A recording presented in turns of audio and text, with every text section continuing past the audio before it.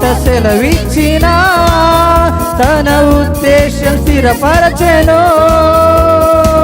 ప్రమాణం చేసెను, ప్రభు కార్యాన్ని జరిగించును. మాట సెలవిచ్చిన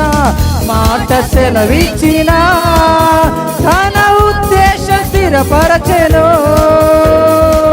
ప్రమాణం చేసెను, ప్రభు కార్యాన్ని జరిగించును. ఆనందమే